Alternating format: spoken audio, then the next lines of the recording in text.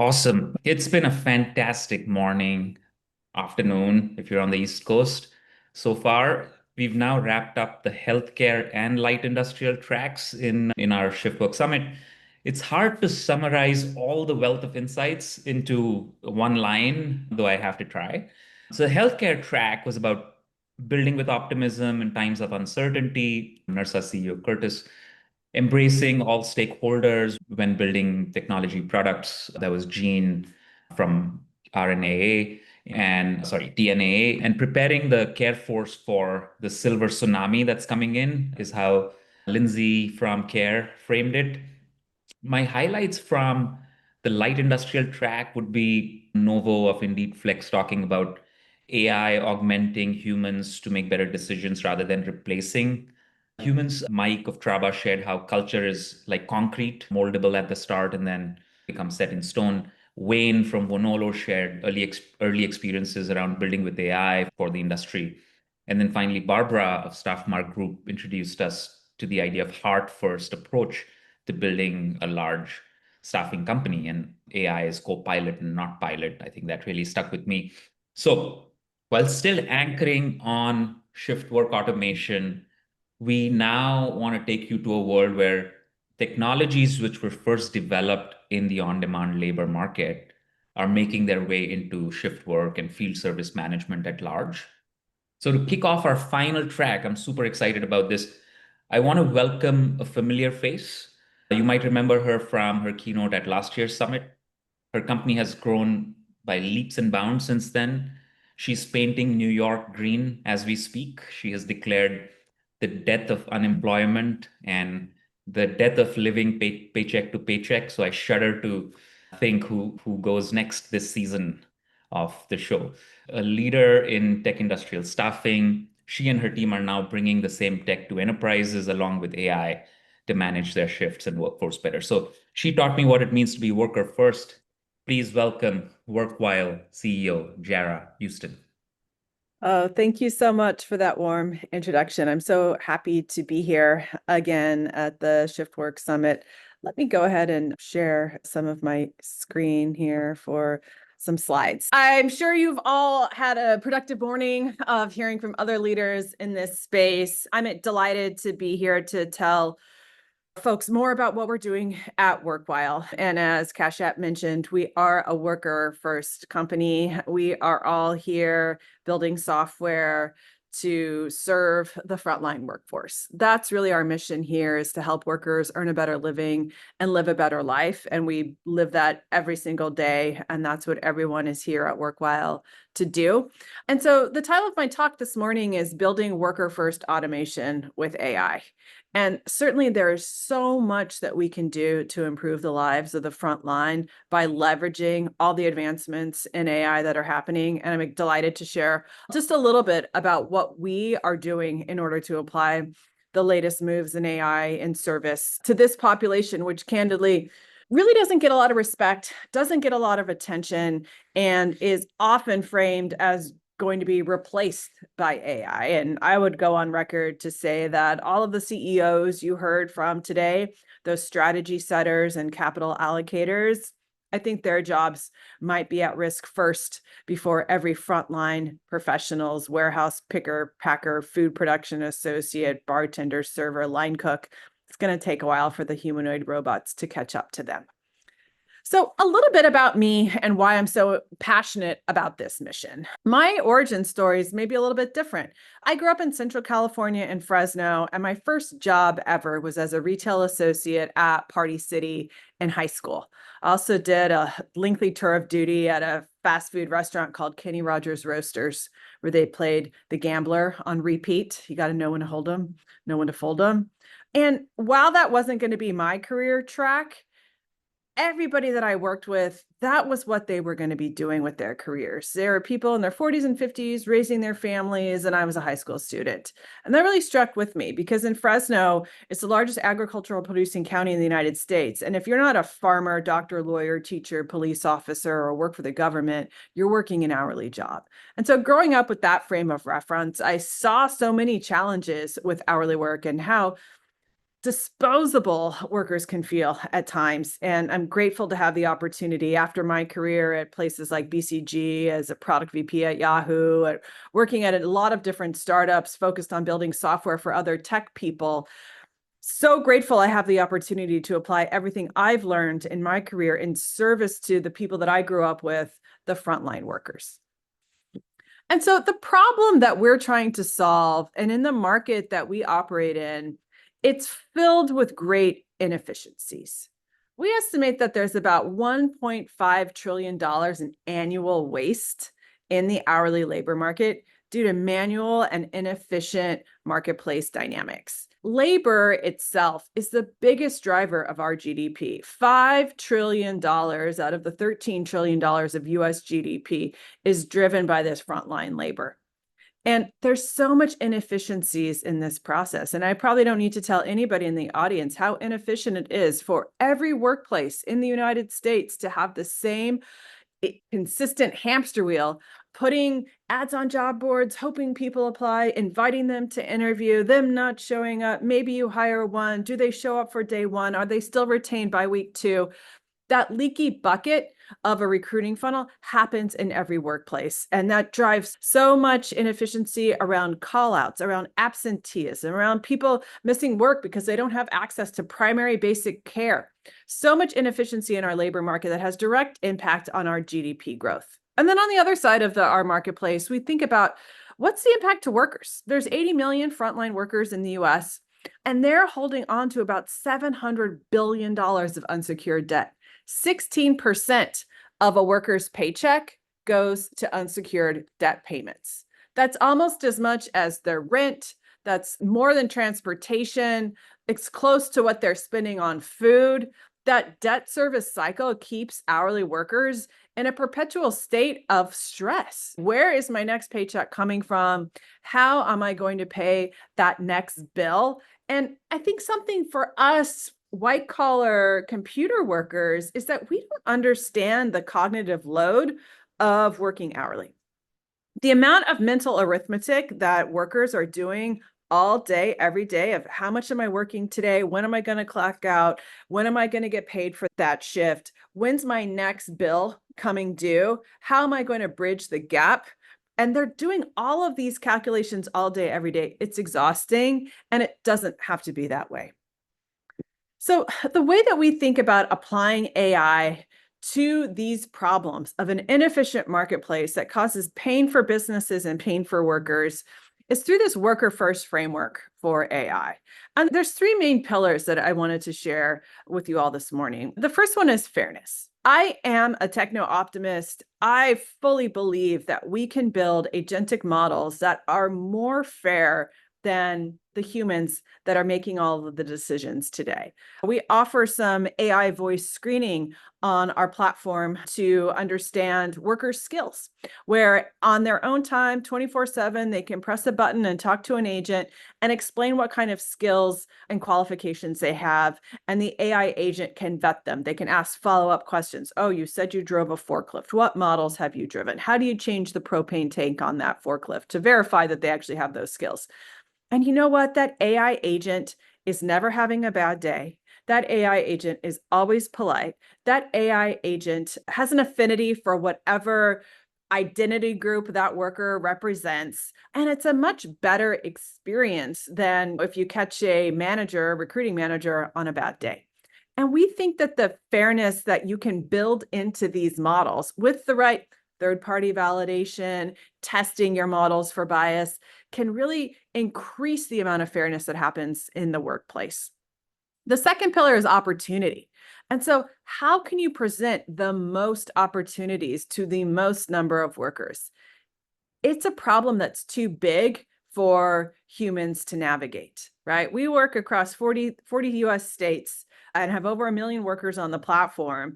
And the idea that someone in a phone bank would be able to call people and try to match them is absurd. You need the technology in order to surface the right opportunities to the right people. And now with the deep skills assessments we can do through voice AI, you can present opportunities that someone might be qualified for that you would have never guessed based on the resume that they uploaded, because maybe they haven't updated their resume. Maybe it's not capturing all of the skills they have for all the labor they've done in the home. It just is a way to really surface every single qualification that someone has and connect them to an opportunity that they might be well suited for. And finally, I think the last and most important thing is really designing AI with dignity and empathy. We have to design these systems with the worker at the core. And one anecdote I can share is that while we are an AI native tech company, we use very little AI in our support team. We have some macros, we have some rule-based communications that happen. But if something can't be answered by a help article or an FAQ or some basic information, chances are in the frontline workplace, that problem is highly nuanced. There is something very interesting that has happened there, and it needs and deserves a human in the loop to help manage that problem. And so that's when we turn it over to our US-based support team. And at WorkWhile, we have had a lot of success in hiring our support team agents from the platform. They are former workers. They have used the app. They have understood that we're a high growth technology startup, and sometimes there are bugs, and sometimes that button didn't do the thing I thought it was going to do. And they treat our workers' questions and support tickets with extreme empathy. And that's one of the reasons why we think that we have such high retention rates on the WorkWhile platform, is because everyone is a person, and everyone's issue gets looked at with the attention that it deserves. And so from all of that, from all of the philosophy, that we have built what we think is the platform that's going to power the future of work. And AI is infused in every single piece of this. So on WorkWhile today, you can now manage any contingent work that you might have sourced from our labor marketplace. I'll talk in a minute about how we have opened up everything that we've built for our own internal marketplace to be used by companies to manage their own employees. So your own internal employees, you can now have a white labeled marketplace for scheduling automation, for picking up shifts, for swapping shifts, for having that algorithmic matching of worker to opportunity for your own internal employees, which is an exciting area that we are focused on. And then we can also do that for any other third-party agencies. So really building one single pane of glass to manage all of your frontline labor with the algorithms, with the intelligence, matching them all together is something that we think is incredibly powerful. And so double clicking on what we really do. So it's like, how do you leverage AI, advanced machine learning, in order to deliver high quality talent to businesses every day? Well, there's a couple ways. And the first piece that I alluded to is around screening. For us, when we started, it was really, how can we build models that will predict reliability from a cold start problem of a worker just downloading an app from the App Store? We don't know anything about them. All we know is they've typed in work in the search bar and WorkWhile has shown up and they've downloaded our app. From there, what kind of tests, what kind of experiences can we build to get us enough data in order to have some insight on their ability to show up to work on time and have a 5-star shift? And so our agentic tools to screen and the different ways that we can assess knowledge have been very powerful at scale of being able to screen and find the best workers. For matching, it's a similar situation where we have to predict what businesses are going to need which workers at which time, and then the algorithm allows us to, at scale, connect the two. And the great thing about the WorkWhile platform is you're never told when and where you have to work, right? It's something that you get to opt into. And so we understand how much people are looking to work in a week. About 40% of our workers are working full-time through the WorkWhile platform. And so we're able to match the right worker to the right shift in the right moment. AI has been a real boon for training. There's so much more snackable, understandable, compelling content you can create with generative AI and then deliver to a worker through their phone that wasn't possible 3 years ago. Forget about 10 years ago. 3 years ago, it wasn't possible. And so now we generate so much content, and every worker who accepts the shifts is 100% qualified because they have to go through the training before they can show up that day.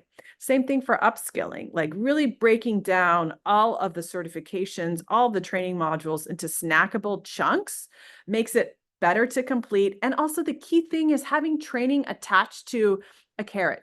Here's a job that pays more, but you don't have the training yet for it. It's grayed out. You take the training, that job's full color, you can accept it, and you can actually make more money. That's a lot more incentivizing than signing up for a class at a community college, trying to figure out childcare to get there, and then maybe someone's going to recognize the qualification that you earned. When you connect it exactly to a shift that's going to pay you real money tomorrow, the completion rates for education and training go way up.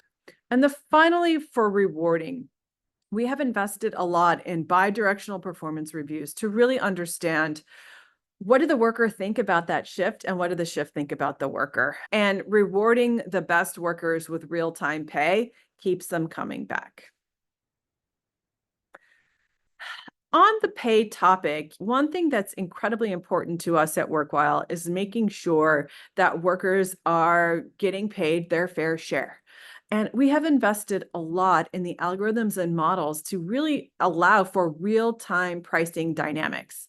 So if there is a shift that's overnight in an area that's not accessible via public transportation, people are going to need to get paid more to accept and attend that shift. And our always on pricing models are constantly reevaluating how much someone needs to get paid in order to accept and successfully work this shift. And I'll show you in a moment that has had a real impact on, number one, increasing the earnings of workers, and number two, increasing the quality and the fulfillment for businesses are happy to pay it. If I have to pay an extra $5 to make sure I get like a 5-star high quality associate who's going to show up on time and stay the full 8 hours, they're happy to do it. And so because of all of the data that we get on our marketplace, and given some of the challenges we have in our economy right now, right? The BLS is basically shut down. Government's not operating. Once it opens up again, it won't have a leader. We're lacking the data that we have become so used to make informed economic decisions. And so the economic lab team at WorkWhile sprung into action, and we've actually released 2 really important indices over the last couple of months. The first one is Allure, and the second one is Rise. So Allure stands for the American Labor Utilization Rate. What this is measuring is the likelihood of a worker who was highly engaged on our platform a year ago to continue to be highly engaged and working today. And we track this in real time every single day.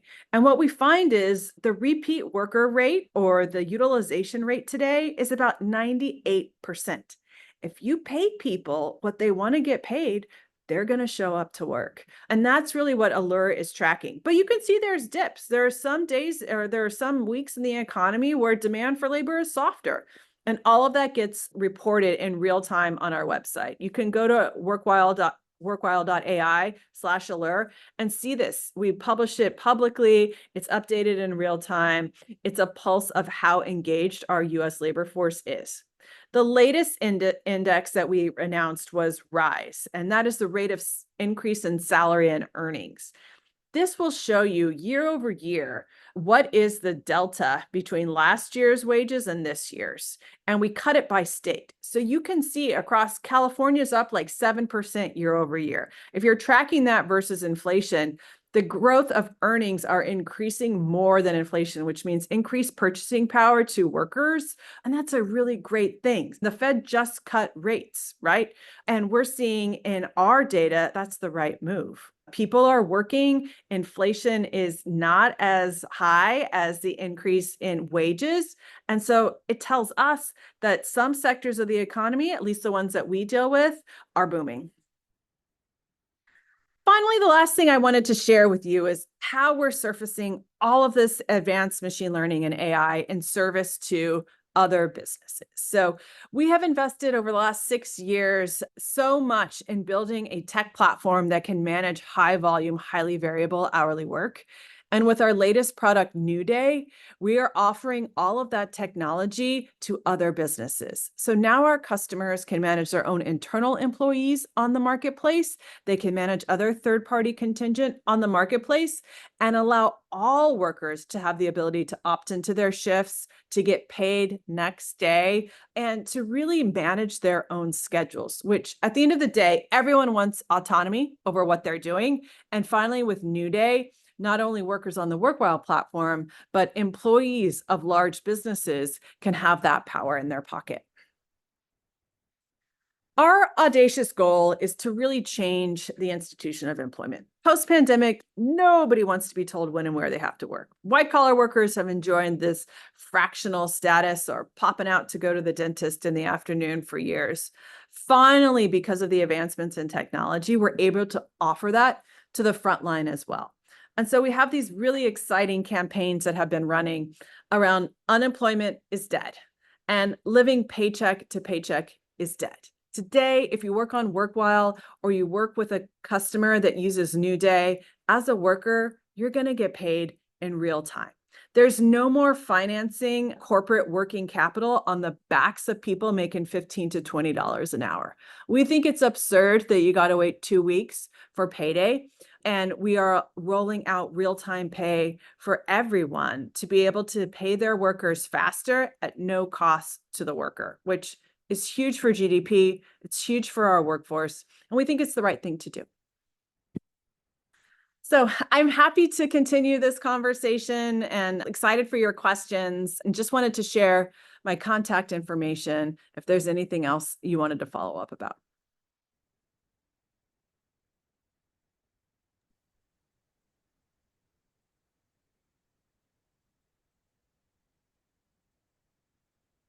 Fantastic. It's always unsettling when you can't hear the audience clap after a talk. I'm sure there is that going on at people's desks. You could stop sharing the screen so then they can see more of the two of us. So I'll just get into the questions right away. The first one is, it goes right into it. So the politics of the day that's impacting our industry. So on the one hand, 1099 potentially gets easier, the regulation side of things for shift work. But on the other side, there's deportations and tariffs that are leading to economic uncertainty. So how is the politics of the day impacting the industry we're in? I think it's so challenging for businesses. First of all, tariffs have put a wrench in a lot of businesses' plans. It's really hard to plan if you don't know what kind of tariffs you're facing. Is it 100% tariffs? Did we walk it back? Is it 25? Oh, now it's 15 for South Korea, right? It's changing so much. Most businesses have decided they're going to wait and see. They're sitting on their hands. They're not making investments. And I really think it's stalling economic activity because it's just not rational to make a big move if you don't know what the state of the world is going to be. On the immigration front, there's been so many challenges with changes to visas with so little notice, right? Deciding one morning that someone who was authorized to work yesterday when they left the building is not authorized to come back in the morning the next day, that creates chaos for both the workers and for the business. And from my perspective, it's fine if you want to have a policy, but roll it out responsibly so businesses can adjust. We're in this time period where you never know what's going to happen next. And that just makes people scared and makes people not want to make big moves or big investments. And I think that could have a lasting impact on our willingness to invest. Got it. Got it. My next question is, we both have been going to the SIA events that represents the traditional staffing industry. One of the reports recently said the contingent workforce market in the US is in the tune of $4 trillion or so. And then they organize it as temp through agency, independent contractor, platform services, and such. And it's hard to estimate what the shift marketplaces represent out of the 4 trillion, but it's a small percent of that today. How is that evolving, and especially in the backdrop of AI? The estimates are all over the place. Your perspective on how you see this macro? I think that given the advancements in AI and technology and our ability to further coordinate at scale, I think in the future, there's not really going to be a clear distinction between who's contingent, who's an internal employee, which agency they're from. All of that is very much a function of a previous time where we had to organize things in that way because there wasn't technology to do it any differently. So, for example, let me ask you, if you were designing contingent workforce industry today, would you design an infinite number of small mom and pop SMB staffing agencies that had offices in strip malls in every zip code across the country? And then would you design software companies that had vendor management systems? And then would you design managed service providers to coordinate all of that between the software and between the SMBs and their offices? You would not design that. That would not be the efficient design that you would come up with. And I think now, given the coordination that's possible with agentic AI, we can start thinking beyond the traditional structure of our industry and just think about labor. Businesses need talent. The talent exists. How do we connect the two? And I think that's the exciting opportunity to really just reinvent the way that we think about how talent is deployed. Yeah, absolutely. I have so many follow-up questions on that thread, but I'm gonna jump to the next question from the audience. So you've been exploring building with AI in this industry sooner than many others. Share your insights, perhaps with an example of where building with AI has surprised you. Yeah, we started in warehousing back in 2019 because we had the belief that we would be able to build a machine learning model that could predict who was going to show up to work. When we started, I did not want to sign up for building a model that was going to predict who was going to be great at customer service. I just wanted to predict, will this human show up to the shift on time? And after a lot of experimentation, we achieved that. I think the thing that has surprised me the most is that our workers, the frontline workforce, is excited about AI. They are enthusiastic about it and they are embracing it in a way that I think white collar workers have a little bit more trepidation. But we haven't received any complaints about talking to an AI agent. People like it because it's always friendly. It never looks at you side eye, it never makes fun of your accent, whatever. It's always polite and it's always available. And so that's been the most surprising thing to me is how excited the front line is to embrace and benefit from AI. Got it. Yeah, and maybe the desk worker, the white collar worker is somewhat threatened by AI taking away their jobs, and the blue collar knows that he have to show up at the customer facility. So the next question is actually in that direction where so a lot has been said about AI for recruiting at the top of the funnel, recruiting, onboarding. But to help the workers do their job better, how are you seeing where is the biggest ROI with using AI to help them do their job better?